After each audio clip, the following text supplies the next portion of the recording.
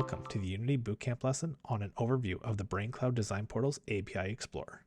The Cloud Code API Explorer is one of the brainCloud Portal's killer features. To navigate to the API Explorer, click the Design tab on the left, then Cloud Code, followed by API Explorer. From this screen, you can run any brainCloud request. The API Explorer provides a quick way to experiment with all the brainCloud APIs and view the server responses before integrating them into your game or app. It should be noted that all the requests available in the API Explorer are actually being executed on the brainCloud server. This is not a simulator. These are real brainCloud requests that are being executed. Before we can make a brainCloud request, we need to authenticate first. Now remember back in the email authentication lesson, I noted not to authenticate the example app with the portal credentials. The API Explorer is the reason. By default, the API Explorer will pull the email address associated with your portal credentials and use it to authenticate with brainCloud. Click Execute to make the request. Authentication was successful. The server's JSON response is displayed on the right.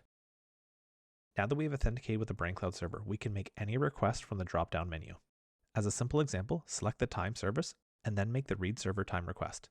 The current server time is included in the response displayed on the right. Next, let's make a request that we should be familiar with. From the drop-down list, select the player state service, then select the update username request. In the parameters section, make sure to supply a new username. Click Execute to make the request. The request was successful. Now, if we re-authenticate, we can see the player's username in the response. Click the Authenticate service and execute the Authenticate request. If we examine the response, you'll notice that the player name contains the value that we just set a moment ago. Let's experiment with a new type of request. Select the leaderboard service, then select the Create Leaderboard request. In this request, we're going to create a new leaderboard on the server with the default parameters. The Create Leaderboard request was successful. By making this request, we have now made a leaderboard on the server. We can verify this by heading over to the leaderboard config screen. To do that, on the left, click Leaderboards, then click Leaderboard Configs. If you don't see the leaderboard section under Design, don't fret. Your app does not have the Show Game Design features enabled. I'll show you in a moment how to enable this. From this screen though, you can see the leaderboard that we just created from the API Explorer.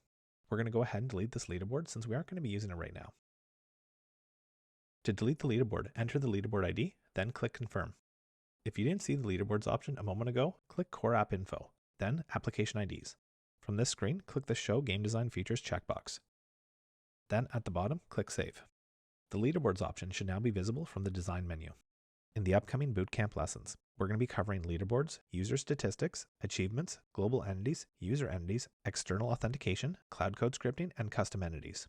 As part of those lessons, we're going to start using the API Explorer regularly so that we know what to expect when we integrate those brainCloud features into the example game. Creating a leaderboard is the next lesson in the Unity Bootcamp.